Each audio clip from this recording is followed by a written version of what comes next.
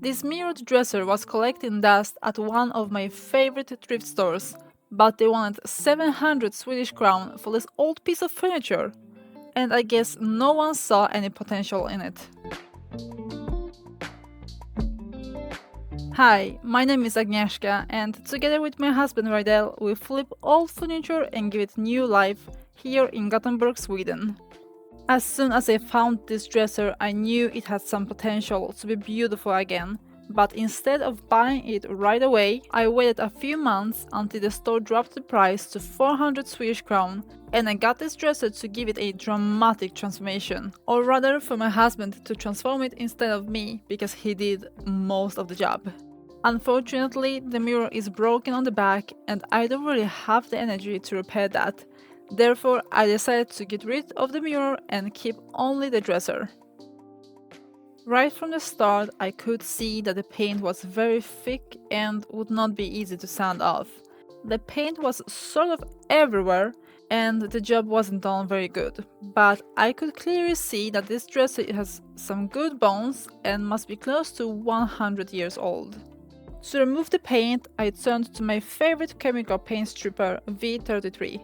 This gel-like liquid begins to work immediately, and usually it is enough to leave it on for like 30 to 60 minutes for the paint to come off completely.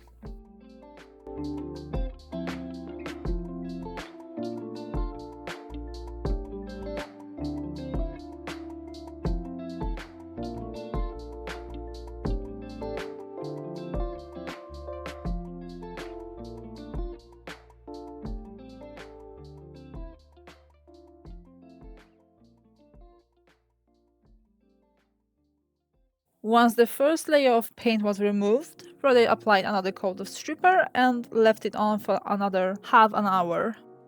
As you can see, to remove second coat of stripper, he's using a cardboard scraper. That might seem unusual, but this is a very effective way of scraping off both stripper and varnish, which this dresser is covered in.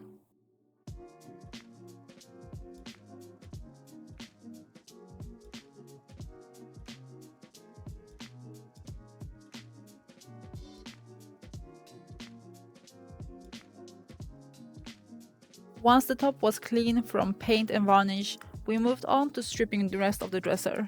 This process is taking quite some time, but that's the only effective way to strip this dresser. Sanding off all that paint would take forever, and the amount of sanding paper we would have used would not make this restoration worth it.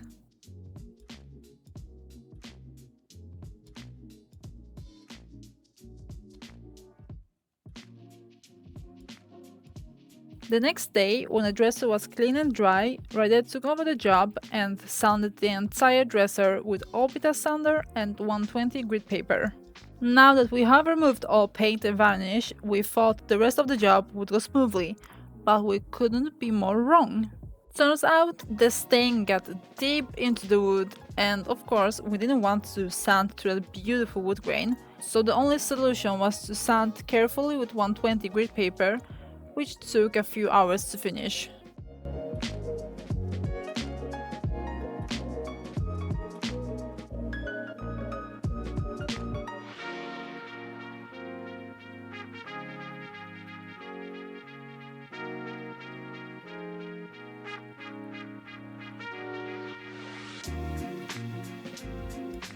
Our Orbital sander is doing an amazing job no matter what project we are working on, but it is hard to get into small spots and corners with it.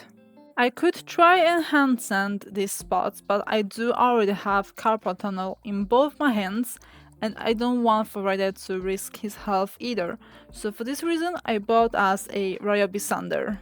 This small but very effective machine can get into any tight spot, saving us both time and energy.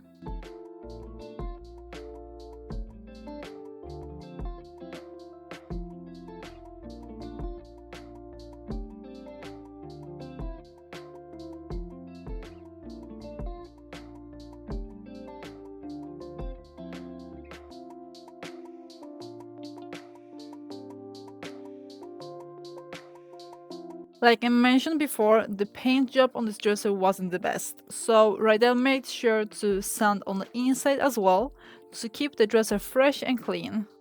And of course, he couldn't forget about the drawers. Sometimes the drawers can get stuck and don't open easily, but sanding them usually helps to solve that problem.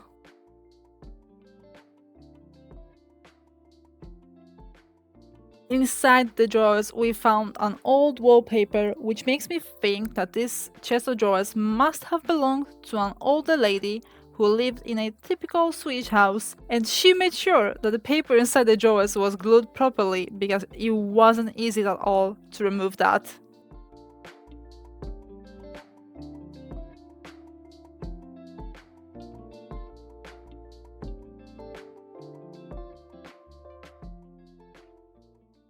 This wood has a beautiful shade, but as soon as we would apply varnish directly onto the wood, it would turn yellow.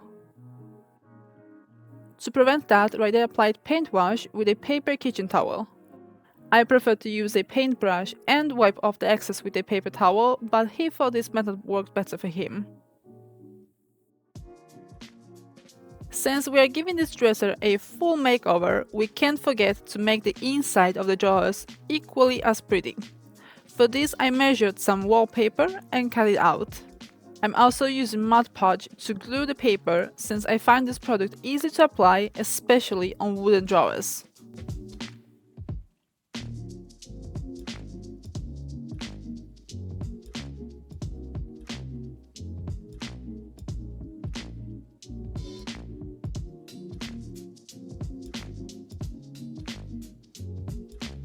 To finish this project, I added the original hardware, but much more cleaner. And that's how we took this old dresser and brought it back to its glory days. I am truly shocked that this beautiful wood with inlays was covered under this ugly white paint. But if you enjoyed this transformation, give us a like, let me know in the comments what do you think about it, and of course don't forget to subscribe for future furniture flips, DIY and transformations.